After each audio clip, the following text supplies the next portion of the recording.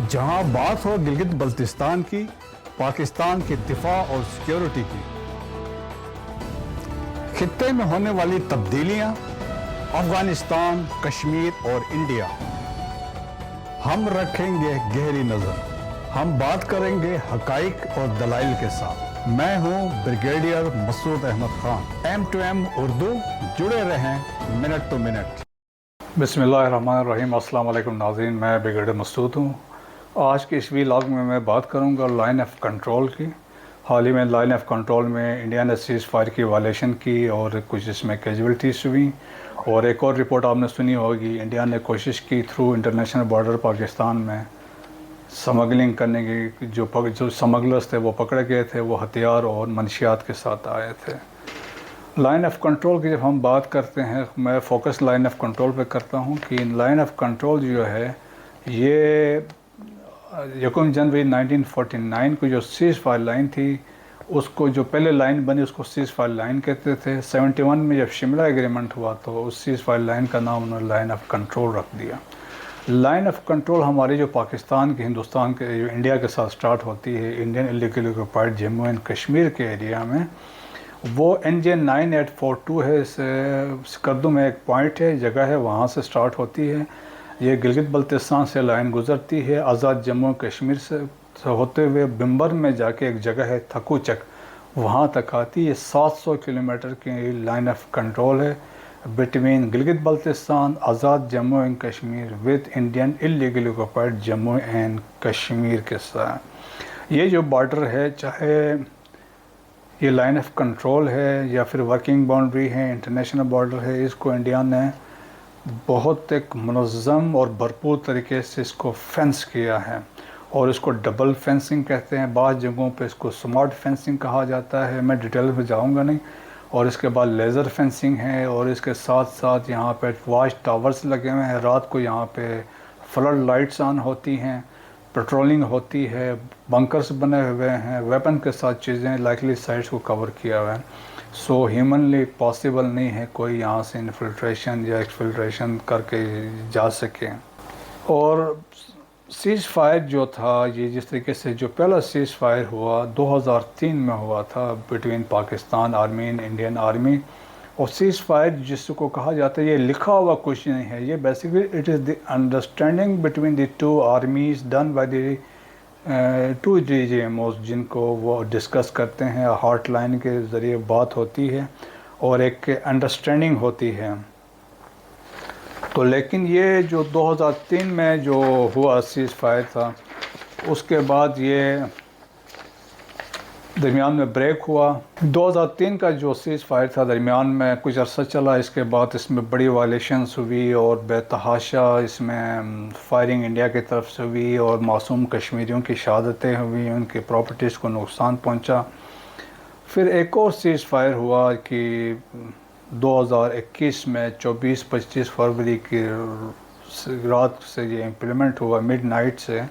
اور اس میں اگین اس پہ یہ مانا گیا اور ایگری ہوا کہ جو جس طرح پہلے انڈرسٹینڈنگ تھی اس کو دوبارہ امپلیمنٹ کرتے ہیں۔ اور انہوں نے کوشش میں انہوں نے یہی ہوگی، انہوں نے کہا کہ جی وہاں پہ پاکستان کی بھی یہی خواہش تھی کہ innocent Kashmiris both sides of LOC ان کا نقصان نہ پہنچیں، ان کی پراپرٹیز کا نقصان نہ پہنچیں، اور اس پہ یہ بھی انڈرسٹینڈنگ ہوئی تھی کہ جو لوکل لیول کے ایشوز ہوں گے، جی وہ جو فلیگ میٹنگز ہوں گی ایٹ لوکل لیول وہاں پہ ہوں گے، باقی جو کوئی ہائر لیول کی بات ہوگی وہ DGMOs آپس میں ڈسکس کر کے اس پہ وہ بات چیت کر سکتے ہیں۔ لیکن انفارچونیٹلی یہ کچھ عرصے تک یہ چیز انٹیکٹ چلتے رہے ہیں 2021 کے بعد، لیکن پچھلے مہینے میں اور اس مہینے میں اس میں وائلیشن دیکھی گئی۔ اور لیکن اس میں ایک ٹرینڈ ہے جو لوگوں کو سمجھنے والی بات جو ہے کہ انڈیا ہمیشہ کچھ ایسی سچویشن کریٹ کرتا ہے تاکہ ایک تو ان کی کوشش کیوں کرتا ہے، یہ میں آپ کو وجوہات بتانا چاہوں گا۔ ایک تو یہ چاہتا ہے کہ جب انڈیا کے اندر اٹراسٹیز ہو رہی ہیں، انڈیا کے اندر مسلمانوں کے ساتھ جو کچھ ہو رہا ہے، دلت کے ساتھ ہو رہا ہے، سکھوں کے ساتھ ہو رہا ہے، Indian illegally occupied Jammu and Kashmir میں وہاں پہ جو ڈریکونین لاز چل رہے ہیں، وہاں پہ کشمیریوں کے ساتھ جو مظالم ہو رہے ہیں، ہیومن رائٹس کی وائلیشنز ہو رہی ہیں، وہاں پہ بہت مظالم ہیں، تو وہ دنیا کو وہ سے اٹینشن، دنیا کی اٹینشن وہاں ان سے ڈائیورٹ کرنا چاہتا ہے، اور تاکہ وہ اٹینشن وہ لا کے اس پہ مخصوص کرنا کہ ایل او سی پہ در اندازی ہوئی، انفلٹریشن ہوئی، ٹیررزم ہوئی، ایک یہ ہے۔ پھر انٹرنیشنل کمیونٹی کو یہ بتانے کی کوشش کرے گا کہ یہ یہاں سے انفلٹریشن ہو رہی ہے، پاکستان کی طرف سے لوگ آ رہے ہیں پیسفل انڈیا میں، یہ وہاں پہ بڑے یہاں پہ گڑبڑ پھیلانے کی کوشش کر رہے ہیں، یہ ایک نیریٹو وہ ایک ہوگی۔ پھر ان کی تیسری چیز یہ ہوتی کہ ڈومیسٹک آڈینس کا جو اٹینشن ہے وہ ڈائیورٹ کریں۔ اب انڈیا کے اندر دیکھیں کتنے مسئلے مسائل ہیں، نارتھ ایسٹ میں آگ لگی ہوئی ہے، 7 کے 7 اسٹیٹس وہاں پہ آزادی کی جنگ لڑ رہی ہیں، منی پور میں عیسائیوں کو مار پڑ رہی ہیں،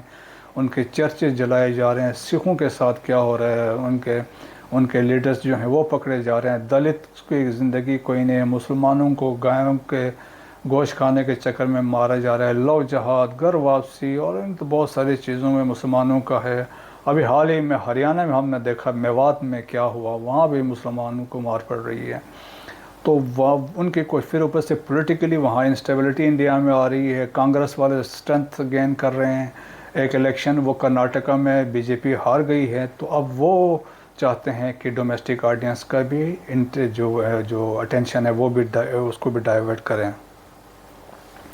پھر ایک اور چیز ہوتی ہے، جب کوئی فارن ڈگنیٹری انڈیا وزٹ کرتا ہے یا کوئی انٹرنیشنل ایونٹ ہوتا ہے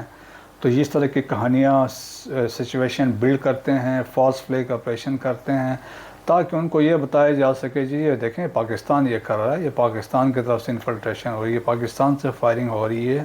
یہ دیکھیں یہ کچھ جو دھماکہ ہوا ہے یا یہ ہوا یہ پاکستان نے کرایا۔ سو وہ سچویشن کو کیش کرانا چاہتے ہیں اس طریقے سے۔ اب جس طریقے سے 8-9 سپٹمبر کو سمٹ ہو رہی ہے G20 کی، تو اس کے لیے بھی یہ گراؤنڈز تیار کر رہے ہیں۔ پھر ایک اور امپورٹنٹ چیز ہے جو موسٹ امپورٹنٹ ہے، پولیٹیکل مائلیج کے لیے یہ چیزیں وہ کرتے ہیں، کیونکہ انڈیا میں بی جے پی جب سے پاور میں آئی ہیں 2014 سے، ان کا نعرے میں یہی ہے مسلمان، پاکستان، ان کو ہر لحاظ سے ٹارگٹ کیا جائے۔ آپ نے دیکھا ہوگا کہ انڈیا میں جب وہ آئے تو انہوں نے جو NRC والا لایا آسام میں مسلمانوں کے خلاف، پھر جو سٹیزن امینڈمنٹ ایکٹ لے کے آئے ہیں جہاں پہ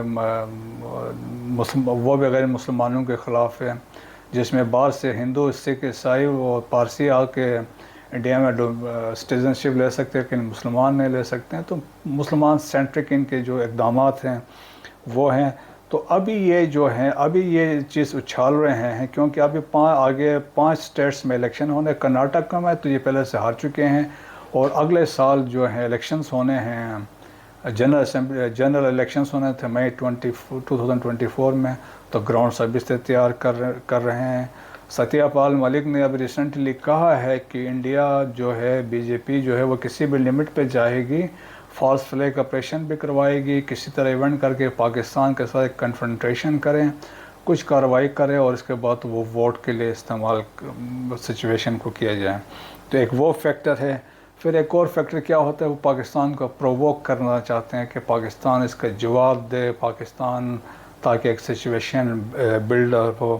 یا پھر اس کے بعد فالس فلیگ آپریشن کی کہانی بنے گی، آہستہ آہستہ بات اس طرف جائے گی، اور اس کے بعد پھر ہم نے ریٹرک آپ نے دیکھا ہوگا کہ ان کی جو ڈیفنس منسٹر ہے، ان کے یہ ہوم منسٹر ہے کہ ہم آزاد کشمیر جائیں گے، گلگت بلتستان جائیں گے، اس طرح کے بڑے دعوے ان کے وہ لگاتار وہ کر رہے ہیں۔ اور سیز فائر وائلیشن کی جب ہم نے بات کی ہے کہ 2003 سے لے کے 2021 تک یہ جو سیز فائر سے پہلے جو سیکنڈ سیز فائر ہے اس کے درمیان میں آپ دیکھیں تقریباً 14,000 دفعہ سیز فائر وائلیٹ انڈیا نے کیا، 14,000 دفعہ،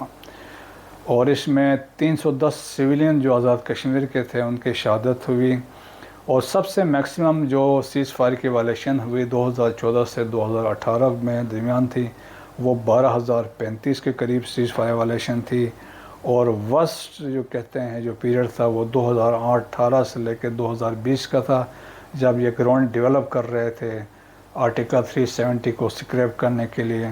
اس میں 2900 وائلیشنس ہوئی اور اس میں 33 کشمیریوں کی جان گئی، یہاں پہ شہید ہوئے.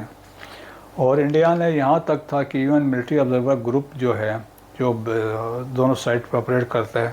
ان کو بھی انہوں نے ٹارگٹ کیا، ان کو بھی معاف نہیں کیا. اور یہ جو سیز فائر کا ایگریمنٹ جو ہوا تھا سیکنڈ جو ہوا تھا 2021 میں، یہ 18 سال کے بعد ہوا تھا. اور اس وقت یہ مانا گیا تھا اور مانا جاتا ہے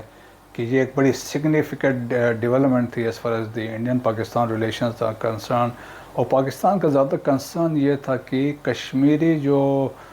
دونوں سائڈ کے ہیں ان کی جانوں کا نقصان نہ ہو، ان کے جو پراپرٹیز کا نقصان نہ ہو، اور سیفٹی اور سیکیورٹی جو تھی وہ ہمارے لیے بہت امپورٹنٹ تھی. لیکن اس کے باوجود جس طرح میں نے بتایا کہ وجوہات کیا ہیں، تو انڈیا کی ہمیشہ سے کوشش یہی رہی کہ ایک سچویشن ڈیولپ کیا جا سکے. تو ابھی ایک چیز ریکارڈ پہ آ گئی ہے کہ الیکشن سے پہلے انڈیا کچھ نہ کچھ ضرور کارروائی کرے گا. اس کے لیے ہمیں ہر لحاظ سے اپنا آپ کو تیار رکھنا ہوگا، اور ساتھ ساتھ انٹرنیشنل کمیونٹی کو ہمیں بتانا چاہیے کہ یہ ڈیولپمنٹس ہیں، یقیناً فارن آفس والے اس پہ کام کر رہے ہوں گے. سیکنڈ چیز جو اس میں بات کرنا چاہ رہا ہوں کہ ابھی ریسنٹلی پاکستان نے 6 انڈین سمگلرز تھے وہ پکڑے گئے تھے. ان کے پاس ہتھیار بھی تھے اور ان کے پاس ساتھ ساتھ منشیات بھی تھے جو لے کے پاکستان آئے تھے. تو ابھی جس طرح میں نے بات کی تھی کہ بارڈر سسٹم بڑا اسٹرانگ ہے، بارڈرز پہ کراسنگ آسانی ہو ہی نہیں سکتی ہے. یہ تب کراسنگ ہو سکتی ہے جب آپ کو وہاں سے مدد ملے. تو اس کا مطلب یہ ہے کہ یہ لوگ وہاں سے جب بارڈر کراس کیا تو BSF نے ان کی مدد کی، انڈین آرمی نے ان کی مدد کی، اور را نے اس کو ایک مشن جو ہے را نے دیا ہوگا، باقی گراؤنڈ پہ انہوں نے فیسیلیٹیٹ کیا. تو دس از دی فیکٹ، وہ ہمیں سب کو ایکسیپٹ کرنا چاہیے. اور سیکنڈلی یہ ہے کہ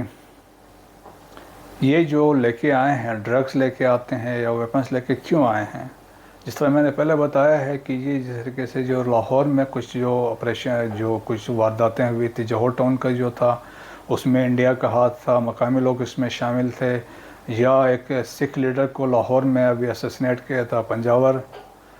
تو وہ بھی اس میں انڈیا کا ہاتھ تھا. تو یہ جو ویپنس لے کے اسی لیے آئے تھے کہ یہاں آگے کوئی ایسی کارروائی کریں. اگر آپ نے ان کی تصویریں دیکھی ہوں گی تو وہ ان کے کوئی بال بھی نہیں تھے اور داڑیاں بھی سکھوں کو والی نہیں تھی، تاکہ یہ آ کے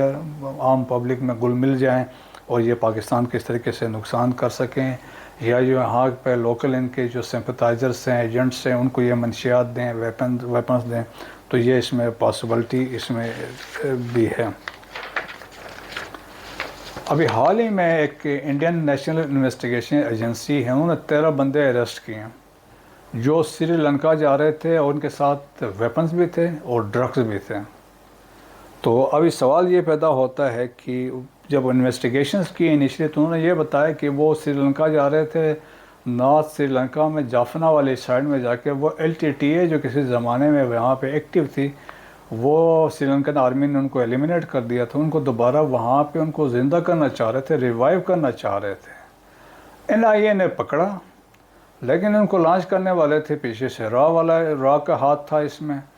تو اس کا مطلب تھا ان کو اور NIA والوں کو پتہ نہیں تھا. تو اس سے آپ یو کین میک آؤٹ کہ اگر وہاں جا کے ہتھیار اور ڈرگس لے کے وہ جافنا جا رہے تھے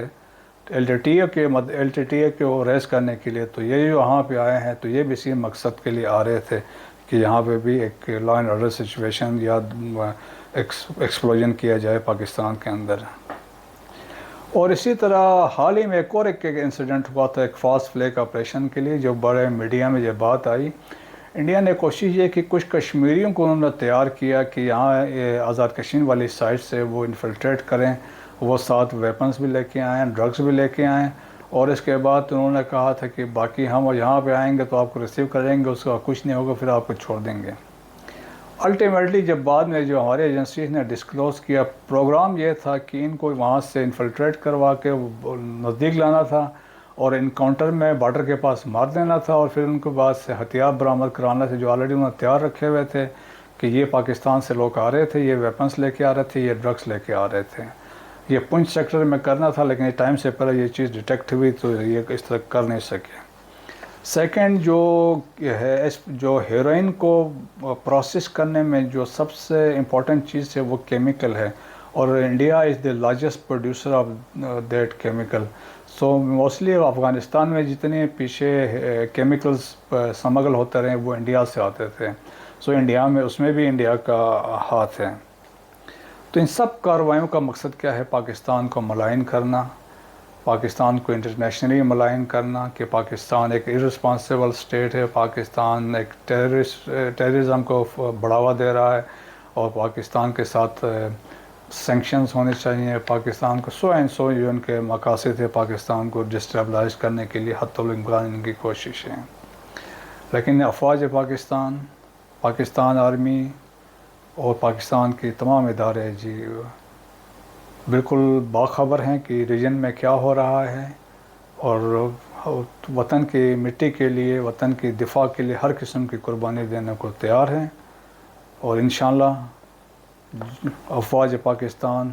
قوم کی مدد سے انشاءاللہ دشمن کے مذموم مقاصد کو شکست دے گی. وی لاگ دیکھنے کا شکریہ. پاک فوج زندہ باد، پاکستان پائندہ باد.